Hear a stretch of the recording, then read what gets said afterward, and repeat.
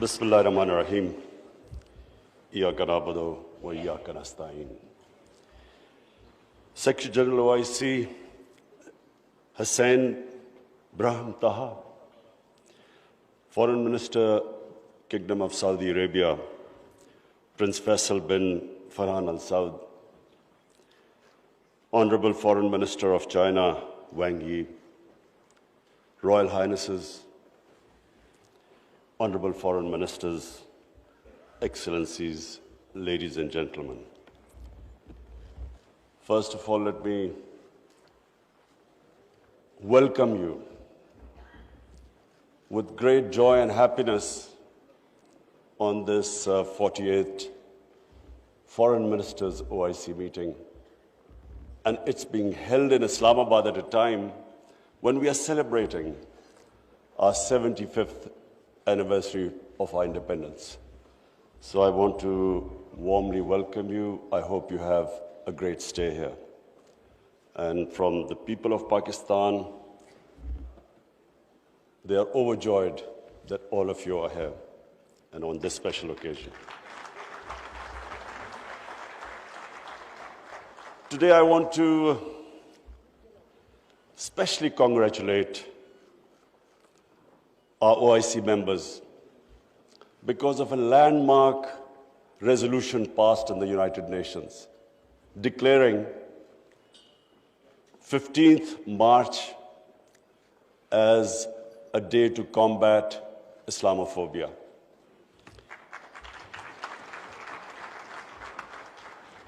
But I want to remind people why 15th of March. 15th of March was a day when a gunman walked into a mosque in New Zealand and shot dead 50 people. Why did he shoot them? Because he felt that all Muslims were terrorists. Where did this Islamophobia grow and was allowed to keep growing? After 9/11. What happened after 9/11? Unfortunately, this narrative of Islamic terrorism, Islamic radicalism, this narrative went on unchecked. Respected foreign ministers, I have spent a lot of my life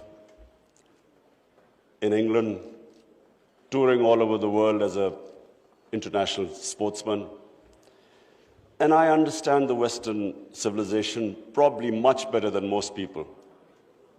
I went to university there and then used to spend half my year playing sports in the summer in England. Now I saw this growing. After 9/11, this Islamophobia kept growing. And the reason was, I'm sorry to say, that we, the Muslim countries, did not do anything to check this wrong narrative. How can any religion have anything to do with terrorism? How was Islam equated with terrorism? And once that happens, how is the man in the street in Western countries, how is he supposed to differentiate between a moderate Muslim and a radical Muslim?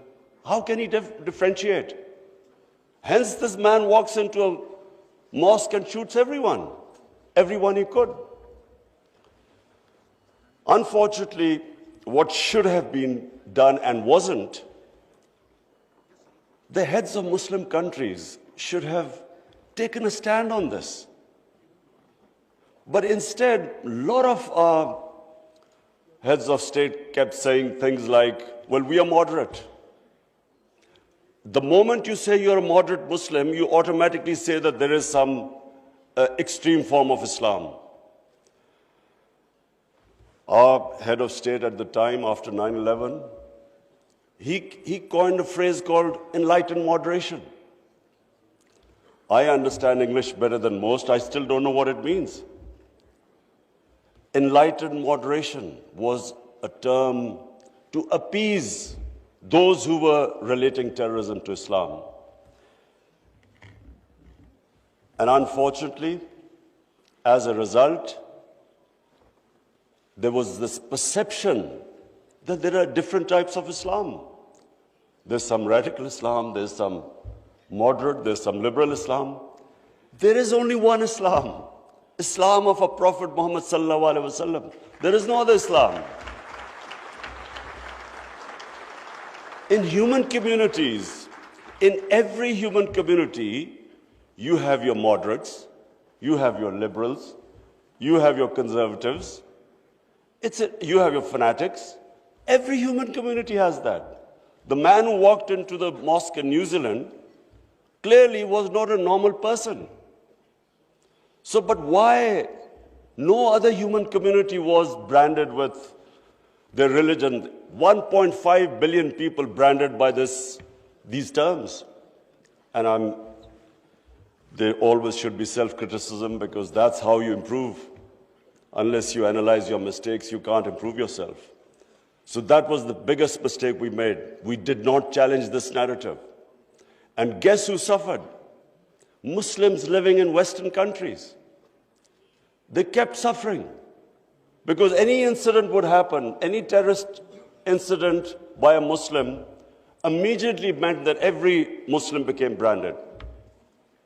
When 9/11 happened, I still remember, people were petrified in Pakistan that I hope there was no Pakistani involved. How could how could whole community be responsible for some fanatical deed by some extremists? So therefore, this was it was one of the worst periods for Muslims living in non-Muslim countries. And then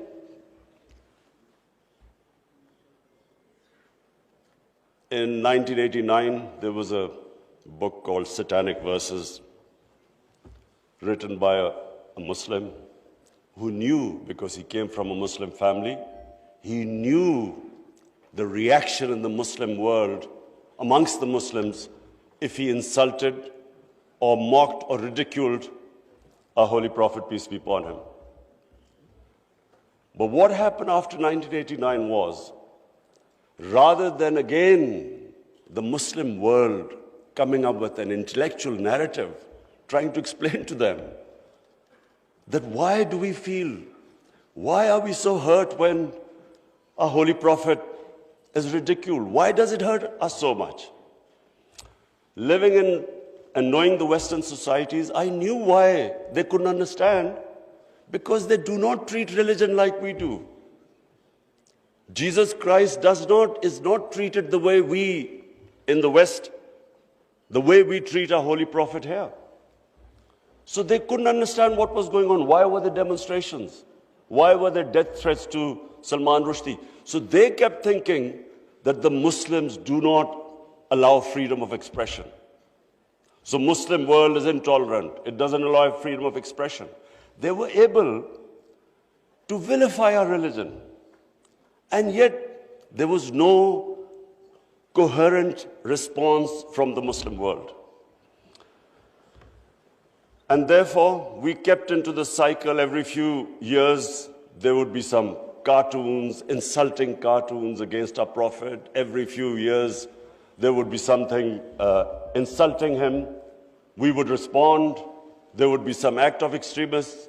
They would not respond. So this Islamophobia, this cycle, kept getting worse. And poor Muslims living in Western societies kept suffering. So that's why I'm really pleased that for the first time it has been acknowledged that Islamophobia is a reality and something needs to be done about it. And from now onwards, we hope that we will be able to put forward a narrative that why it hurts us so much. And Honorable Foreign Ministers, let me just say that I only came into politics 25 years ago. I was watching this Islamophobia building up in Western societies. But two, I wanted my country. We were the only country which was which became independent in the name of Islam. And so the objective resolution of our founding fathers was to make an Islamic welfare state based on the state of Medina. So I came into politics 25 years ago because that was my goal. And just in this August gathering, let me just say,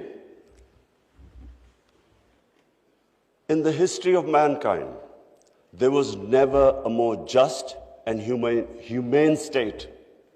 Unfortunately, our children don't know about it. Even we in Muslim countries don't know that the modern state our Prophet created.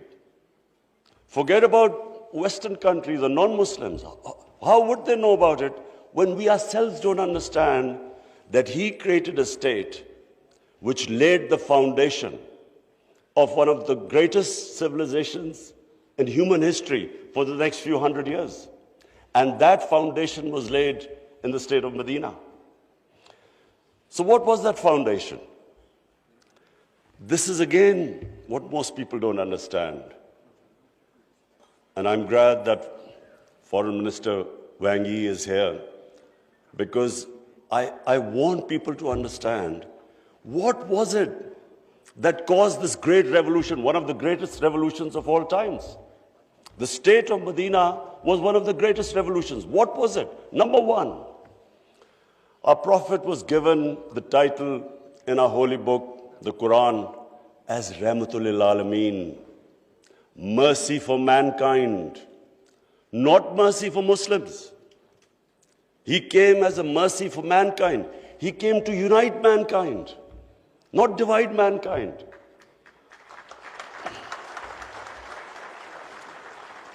Allah for Muslims is Rahmat, Rabbul Alameen, not Rabbul Muslimeen. We do not understand, we Muslims don't understand the great mission our Prophet came in this world for, to unite humanity. The Charter of Medina was signed with Jews, with Christians, with Sabians, and with pagans. All became part of a human community. We don't even realize that in 10 years which the Prophet came to Medina and then he left this world, people think that it was, through conquest and through the sword.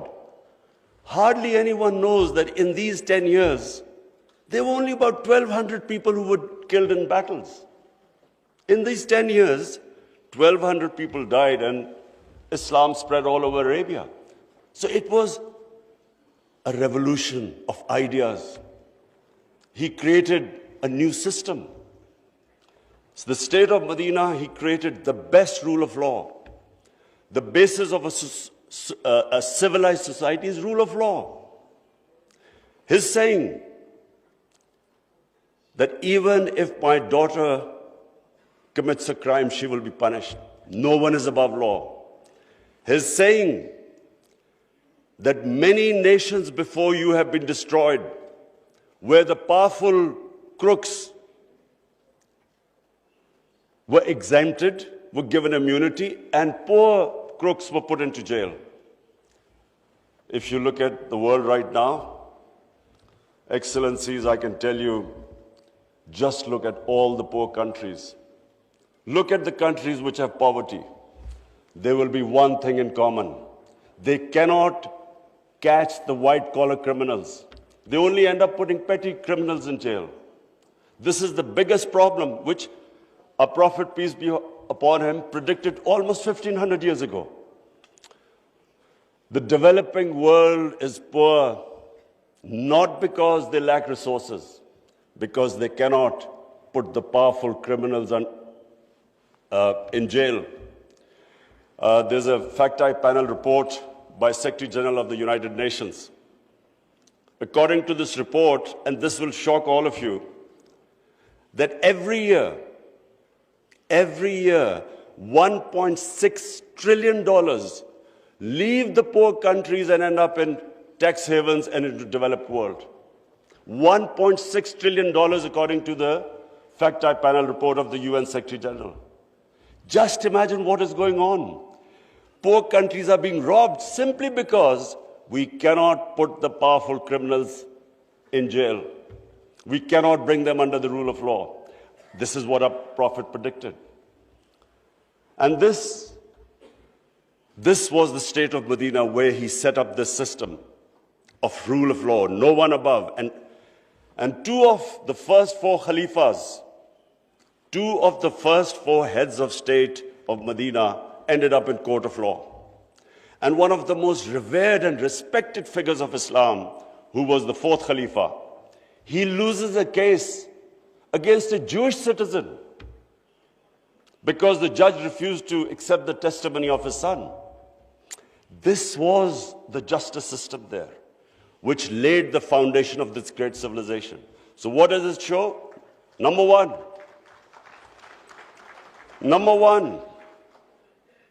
that minorities were equal citizens. They were equal citizens in front of law. There was no discrimination.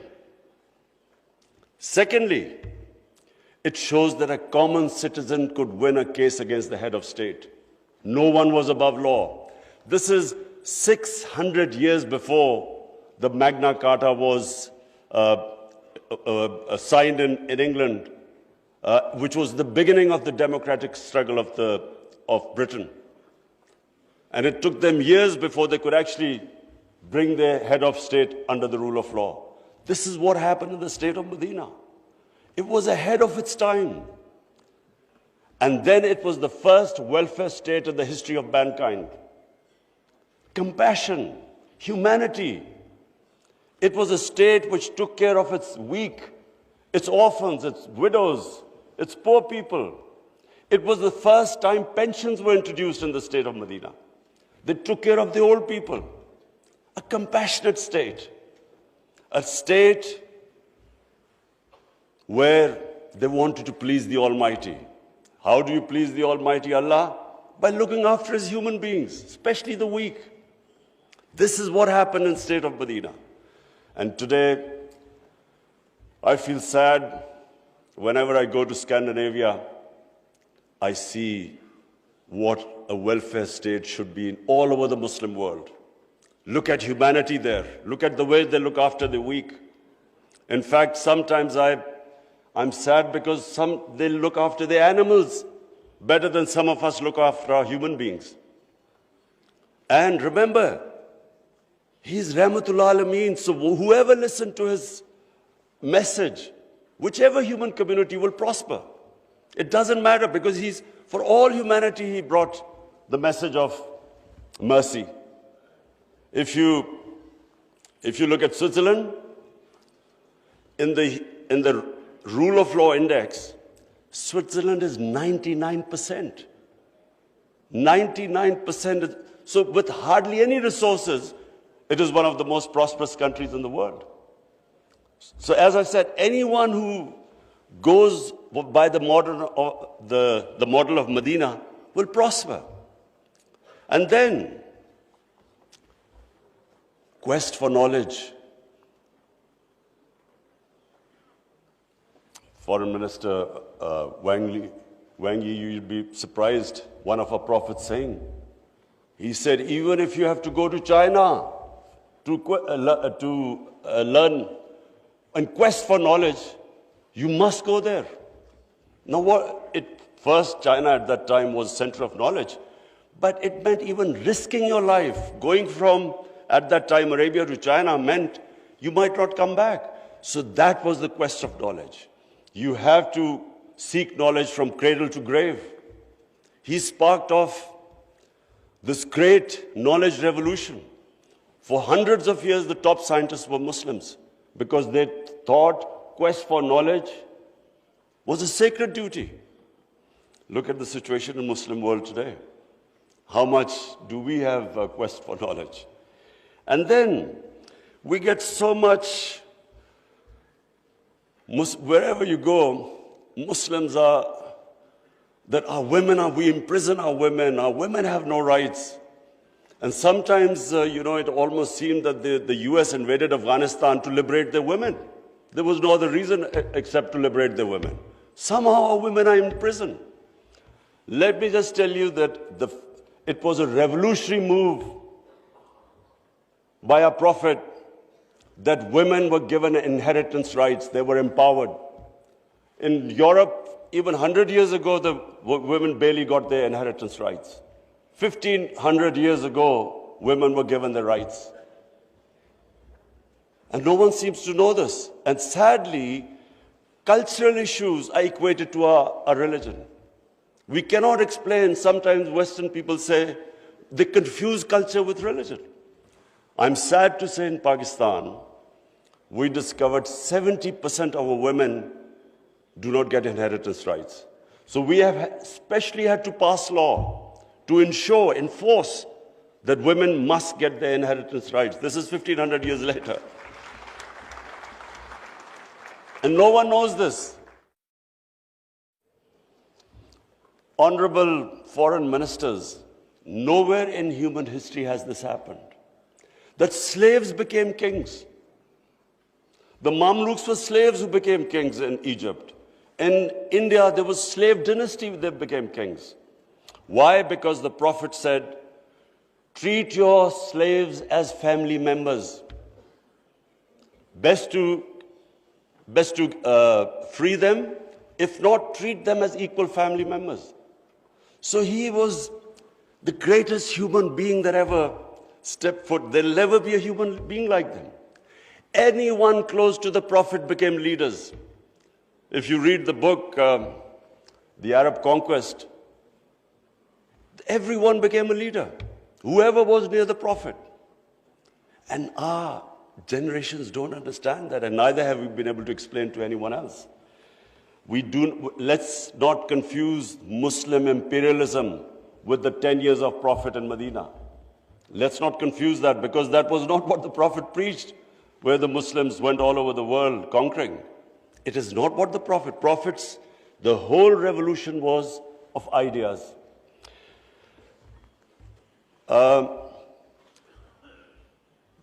Honorable foreign ministers, one of the ideas of OIC is to protect Islamic values. So now I will say something which is completely different. I believe that Islamic values never have been so much under threat as they are right now.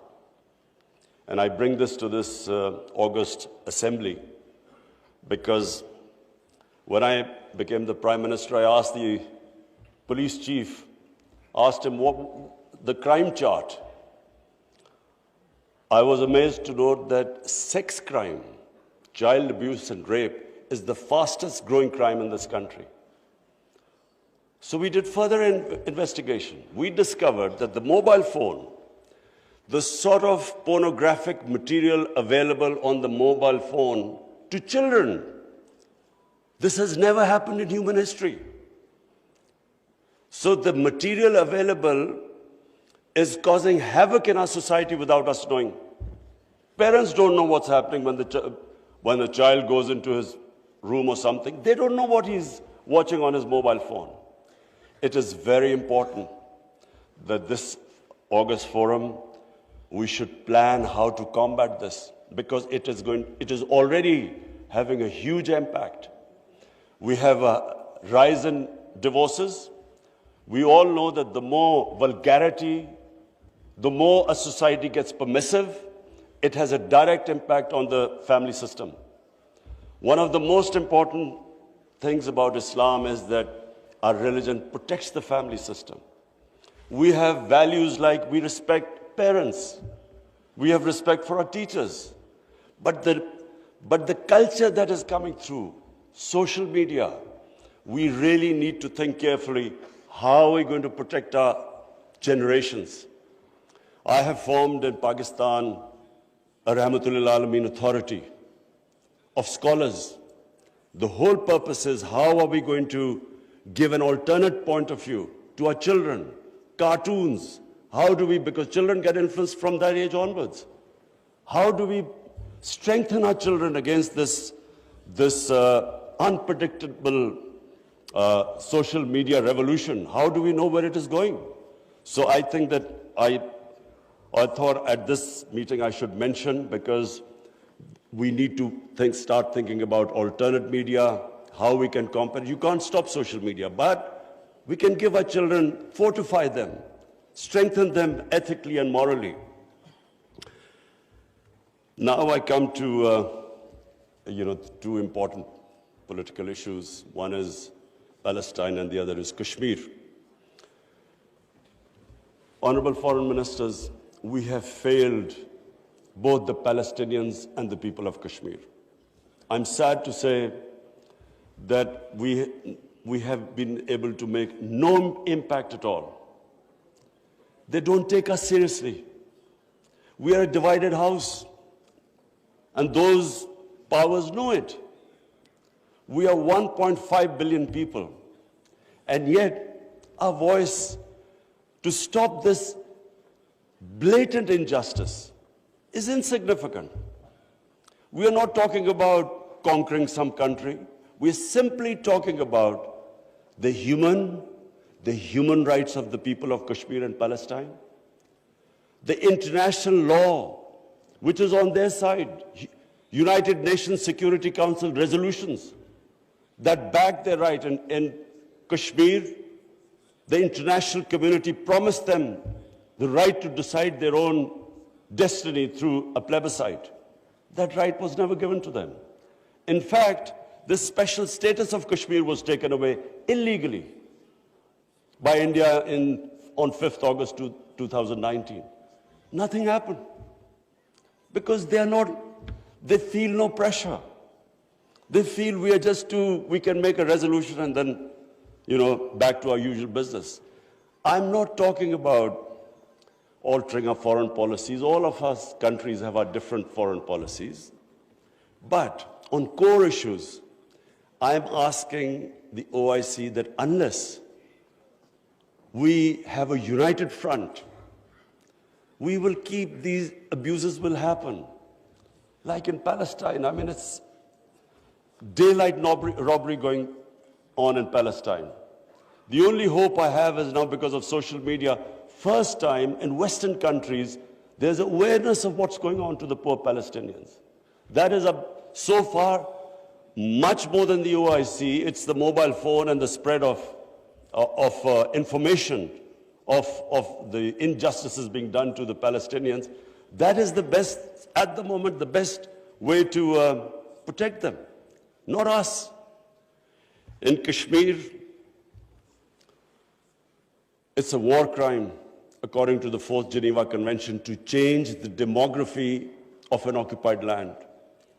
India is changing the demography of Kashmir by making the Muslims from a majority to a minority, by bringing in settlers from outside. This is a war crime. Yet no one has pushed about it.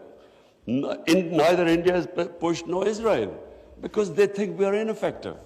So, Honorable Foreign Ministers, let me just say that the way the world is headed, I'm afraid it's headed the wrong way. There's a Cold War almost started. There is a chance of world being divided into blocks. We 1.5 billion people, unless we are united, unless we take a united stand, we'll be nowhere. As what I'm scared to say where the future is headed right now. Before I come to Ukraine, I just want to talk about Afghanistan. It is extremely important that we stabilize Afghanistan. After 40 years, and no nation has suffered as the people of Afghanistan. 40 years of conflict. Finally, there is no conflict going on. The only danger now to Afghanistan is that through the sanctions and non-recognition, they might end up having a humanitarian crisis. Already the people are falling below the poverty line. Already there's a brain drain going on. So it's extremely important that we help the people of Afghanistan. And I say this because a stable Afghanistan is the only way, I repeat, it's the only way we are going to be able to stop international terrorism from Afghan soil. No other country is going to be able to do it. Let's not be delusional that some other country will come in and sort of through drones or something fight terrorism. It's not going to happen. The only hope is a stable Afghanistan government that can take care of international terrorism. I want to add a word of caution. Anyone who knows the Afghan character should be cautioned that please do not push the people of Afghanistan to do things where they feel that their sovereignty is being threatened. They are very proud, independent-minded people. They have always fought for their sovereignty for hundreds of years. They do not like the idea that someone is dictating to them. So I would caution that let's help them, let's encourage them, let's get them involved in the international community. And I believe that the people of Afghanistan are strong enough to evolve and go in the right direction. But please let's remember that the Afghan character does not like outside interference. And finally, I come to Ukraine. I'm, like I think everyone here and the rest of the world, we're all worried about what's going on there. May I suggest that the OIC, during its discussions, the foreign ministers, we should think about how we, represent 1.5 billion people, how we can mediate, how we can bring about a ceasefire, how we can try and put an end to the conflict. I'm going to meet His Excellency Wang Yi after this, and I want to discuss how maybe OIC, along with China, how we can all step in and try to stop this conflict, which is going to have, if it keeps going the way it is, it will have great consequences for the rest of the world. I have already, as the head of the government here, I can tell you that we are already suffering. Oil prices have gone up, gas prices have shot up, wheat prices have gone up because of this war. And if this keeps continuing, this is only going to get worse. So therefore, we should, all the countries which are non-partisan, we are in a special position to be able to influence this conflict. So as I said, I would want the foreign ministers, Shah Mahmood Qureshi, please discuss with the other foreign ministers, and I will discuss with His Excellency, the Chinese foreign minister, how we can all, as a bloc, OIC and China, how we can influence the events in Ukraine and stop this and have some ceasefire and resolve this conflict. Lastly, honorable foreign ministers, let me again say what a pleasure it was to welcome you to my beautiful country. I want to end by saying, again, I repeat, that the world is moving in a direction which is sadly worrisome for all of us. In bloc politics, in Cold War, and let's just 1.5 billion people we keep underestimating the strength we have. Somehow we lack self-belief. As a sportsman, I can tell you that a team that has self-belief will defeat a team that is far more talented but doesn't have self-belief. We don't have self-belief. We somehow look to others to help us and get justice. But as where the world is headed, it is extremely important that we get united and on certain core issues take a stand. And let's not be dragged into this, into blocks, into the conflicts. We should stay as a bloc and show our power in bringing about peace rather than becoming part of some conflict. Thank you very much.